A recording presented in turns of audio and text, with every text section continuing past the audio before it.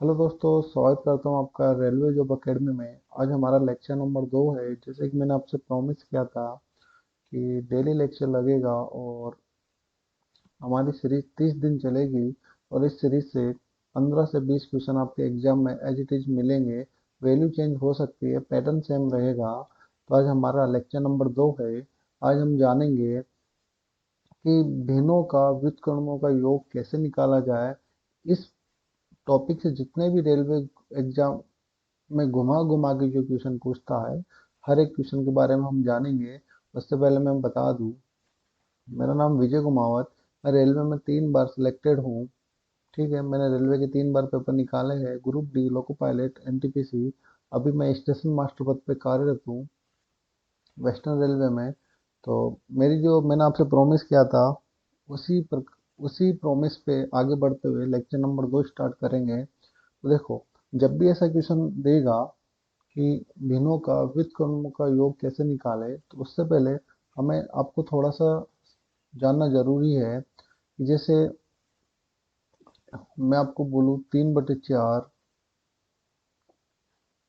और या प्लस दे दे या माइनस दे दे, और व्युत्क्रम बोले 4/3, तो हम क्या करते हैं, इसका एलसीएम लेते हैं। 4 और 3 इसका एलसीएम लिया, और जो भी नंबर आया, मान लो मैंने बोला ये आ गया, मान लो 5 सही 1/5 आ गया। तो ये जो है, कहीं ना कहीं ये जो 5 है, ये इसी का तो एलसीएम है। कहीं ना कहीं ये जो 5 आता है, ये एलसीएम का ही तो पार्ट है। यही तो एलसीएम है। ठीक है, ये बात समझ में आ गई तो ठीक है, नहीं आई कोई बात नहीं, हम क्वेश्चन से समझ लेंगे। अब देखो, जैसे बोल रहा है एक भिन्न तथा उसके व्युत्क्रम का योग 5 से 1/5 है, तो भिन्न क्या होगी। तो हमको क्या करना है, सबसे पहले ये 5 पकड़ना है। हर पकड़ना है, कितना है, 5। जिस ऑप्शन में भिन्न का एलसीएम 5 होगा, वही अपना आंसर होगा। तो देखो, 4 नहीं है, 3 और 1 का एलसीएम कितना होगा, आप बोलोगे 3। 1 और 6 का एलसीएम कितना होगा, आप बोलोगे 6। 1 और 5 का एलसीएम कितना होगा, आप बोलोगे 5। तो हमारा आंसर हो जाएगा 1/5। यानी कि जिस भिन्न का एलसीएम 5 था, वही अपना आंसर था। तो इसका आंसर हो जाएगा 1/5। और यदि इसी क्वेश्चन को आप बेसिक से करोगे, तो ये इसका बेसिक है। एग्जाम में से करोगे 2 से 3 मिनट लगेगा, एग्जाम से आउट हो जाओगे। इसका बेसिक है। तो हमें बेसिक नहीं करना, हमें सिर्फ सेकंडों में आंसर निकालना है। जैसे अगला क्वेश्चन देखो, किसी भिन्न और उसके व्युत्क्रम का योग 2 सही 25/66 है, तो दोनों संख्याओं में से बड़ी संख्या क्या है। तो सबसे पहले हम क्या देखेंगे, 66। हर देखा 66। तो जिस संख्या का या जिस भिन्न का एलसीएम 66 है, वही हमारा क्या होगा, आंसर होगा। तो चलो पहले इसको बदल लेते हैं। 22 और 15 कितना, ये हो जाएगा 37/22। ये हो जाएगा 6 और 5 11/6। ये हो जाएगा 11 और 5 कितना, 16/11। ये हो जाएगा 33 और 20 कितना, 53/33। अब देखो, क्या 37 और 22 का एलसीएम 66 हो सकता है। आप बोलोगे सर कभी भी नहीं हो सकता, ये काट देंगे। क्या 53 और 33 का एलसीएम 66 हो सकता है। आप बोलोगे सर कभी नहीं होगा, ये काट देंगे। क्या 16 और 11 का एलसीएम कभी 66 आ सकता है। आप बोलोगे सर नहीं आएगा। क्या 11 और 6 का एलसीएम 66 आ सकता है। तो आप बोलोगे बिल्कुल सर, 11 और 6 का एलसीएम 66 आ सकता है। तो हमारा आंसर हो जाएगा आंसर नंबर बी। आगे बात समझ में, आगे और करते हैं।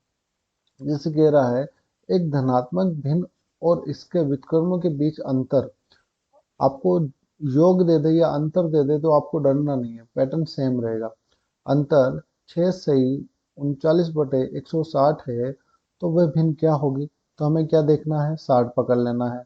60 पकड़ लिया, तो जिस भिन्न का एलसीएम 160 होगा, वही हमारा आंसर होगा। तो देखो, 16 और 5 का एलसीएम होता है, आप बोलोगे सर 80 होता है, तो ये अपना आंसर नहीं होगा। 15 और 8 का एलसीएम कितना होगा, आप बोलोगे सर 120 होता है, तो ये हमारा आंसर नहीं होगा। 13 और 8 का एलसीएम कितना होगा, तो आप बोलोगे सर 104 होता है, तो ये हमारा आंसर नहीं होगा।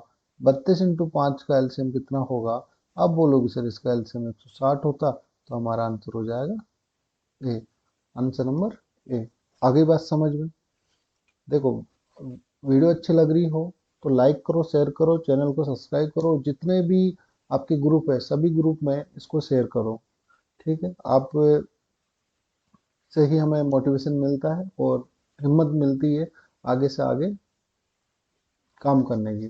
ठीक है, आगे देखते हैं अब। और कैसे घुमा के क्वेश्चन पूछ सकता है वो, और कैसे घुमा सकता है क्वेश्चन को, जिससे बोल दे दो संख्याओं का योग 20 है और उनका गुणनफल 91 है, तो उनके व्युत्क्रमों का योग क्या होगा। तो देखो, माना कि संख्या ए और बी, ये दो संख्या है। ठीक है, अब क्या कह रहा, उनके व्युत्क्रमों का योग। व्युत्क्रमों का मतलब क्या होता है, उल्टा करना।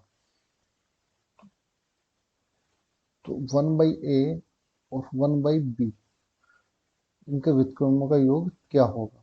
तो क्या करेंगे, योग निकालना है तो सबसे पहले इसका एलसीएम लेंगे। ए और बी एलसीएम लिया, ए से ए गया, ये आ गया बी और ये आ गया ए। जो भी अपना आंसर आएगा वो ये आ जाएगा। ठीक है, जो पूछना चाह रहा है व्युत्क्रमों का योग, जो भी आएगा हमारा ये आंसर आ जाएगा।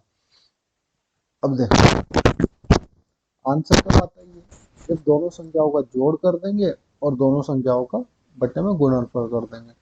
तो ये कह रहा दो संख्याओं का योग 20 है और गुणनफल 91 है, तो व्युत्क्रमों का योग क्या होगा। तो ये योग तभी आएगा ना जब ऊपर तो जोड़ करेंगे दोनों संख्याओं का, नीचे गुणनफल करेंगे। तो जोड़ कितना है भाई, 20 है, और गुणनफल कितना है, 91 है। नीचे गुणनफल कर देंगे तो ये अपना निकल के आ गया व्युत्क्रमों का योग। तो 20/91, तो आंसर नंबर बी। आगे बात समझ में। इसी प्रकार देखो, क्वेश्चन नंबर 6, दो संख्याओं का योग 16 है, उनके गुणनफल 5 है, तो उनके व्युत्क्रमों का योग क्या होगा।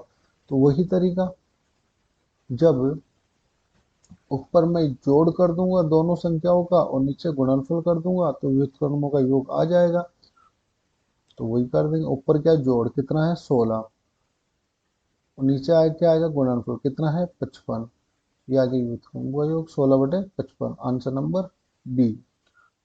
देखो, ऐसे क्वेश्चन है ना, आप टाइम लगाते हो और आपको यदि कॉन्सेप्ट तरीका पता है तो आप तुरंत करोगे, टाइम बचाओगे। अब ये कह रहा है दो संख्याओं का अंतर 7 है, चाहे जोड़ बोल दे चाहे अंतर बोल दे, चाहे योग बोल दे चाहे अंतर बोलते, डरना नहीं है।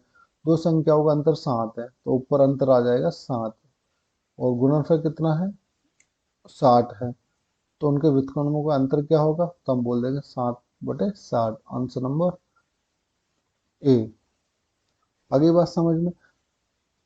इसी प्रकार और कैसे घुमा के पूछ सकता है, और घुमा के ऐसे पूछ सकता है, दो संख्याओं का योग 9 है, उनके व्युत्क्रम का योग 1/2 है, इन संख्याओं में से एक संख्या है। अब उसने क्या पूछ लिया, जैसे दो संख्या है तो हमने किया 1/a व्युत्क्रम 1/b, तो हमारा निकल के आता था नीचे गुणनफल, ऊपर क्या आता था योग, फिर क्या आता था निकल के व्युत्क्रमों का योग, इनकी संख्याओं का योग, फिर ये आ गया व्युत्क्रमों का योग। यही तरीका कर रहे थे हम। अब इसने क्या किया इस बार, इसने ये वैल्यू दे दी, कितनी दे दी 9, पेन चेंज कर लेता हूं, इसने ये वैल्यू दे दी कितनी 9, और ये वाली वैल्यू दे दी कितनी दे दी 1/2, और हमको ये नहीं पता। अब क्या करेंगे, क्रॉस मल्टीप्लाई करेंगे, तो या तो हो जाएगा ए बी बराबर कितना हो जाएगा 18। अब 18 कैसे फैक्टर करो कि जोड़ने पर तो आए कितना 9, और गुणनफल करने पर आए कितना 18। तो आप बोलोगे सर 3 × 6, जोड़ने पे 9, गुणनफल करने पे 18, तो ये हमारी भिन्न हो जाएगी। अब देखो 3 और 6 है ऑप्शन में, तो ये रहा। यदि 3 भी होता तो बोलता कि बड़ी और छोटी, तो फिर हम बता देंगे बड़ी 6 होगी छोटी 3 होगी। देखो, इस पैटर्न से जितने भी सवाल एग्जाम में पूछे जाते हैं, देखो ये सारे पूछे हुए क्वेश्चन है, तो मैंने हर एक तरीके से आपको करवा दिए हैं। ठीक है, वीडियो अच्छा लगा लाइक करो, शेयर करो, सब्सक्राइब करो। इसी प्रकार हम कल मिलते हैं हमारे लेक्चर नंबर 3 में। जय हिंद, जय भारत।